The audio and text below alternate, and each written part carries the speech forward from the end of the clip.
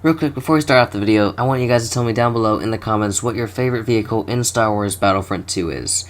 And with that, let's hop right in to the next episode of the How to Play series for Battlefront 2. And in today's episode, we are talking about Chewbacca. And for a light side hero, he is actually very restrictive on where he excels at and where he fails miserably at. And let's get right into his base stats. Chewbacca has around 650 health, 700 if you have his booster on, which isn't very high.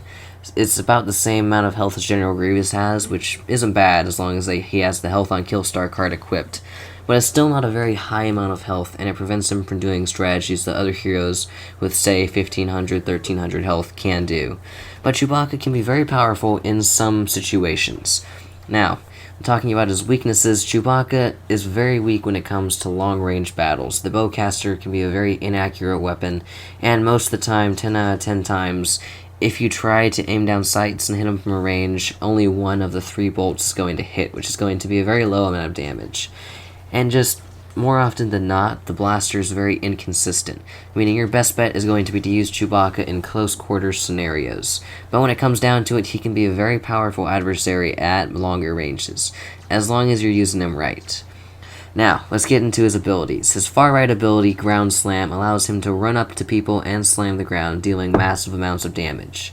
Now, before this ability, it was very, very useless, but then I discovered a secret with it that I actually talked about in a recent video, and that's that if you jump up in the air and press R1, you can do an instant ground slam, which deals massive amounts of damage without the 3-second long animation, which makes Chewbacca actually very powerful if you use it right.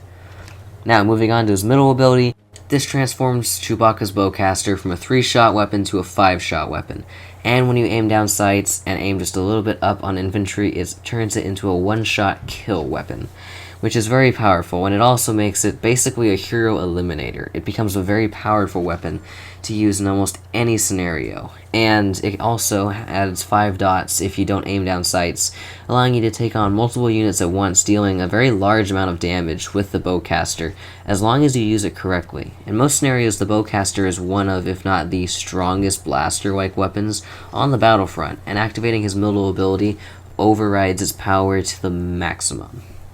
Now moving on to Chewbacca's final ability, you have his sling grenades, and when you throw this, it quickly electrocutes the ground and the nearby area for a few seconds and shocks any units they get in, freezing them in place for a few seconds and dealing some massive shock damage. This can also be used on vehicles to deal some high damage, and all in all, is just a very effective grenade. I wouldn't think any other ability would really fit in with Chewbacca in this scenario, so it's just really well placed. Now let's move into Chewbacca's strengths. He excels in close quarters combat, as we've talked about, thanks to his ground slam ability and his middle ability, allowing him to fire more blaster bolts with 1 shot. And so most scenarios you're going to want to use him in are close quarters.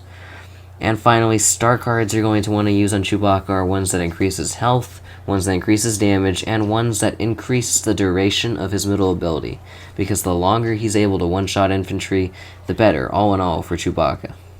With that, I hope you enjoyed this how-to-play guide for Chewbacca, and if you want a more in-depth guide, be sure to comment down below. I would be happy to make one of those guides, because honestly, even if he can be weak in some scenarios, he's still one of my favorite light side heroes to play. Lightsaber heroes aren't always the funnest. With that, if this video helped, don't forget to like the video and subscribe. And with that, this is J-Man the Joker signing off. Have an awesome rest of your day.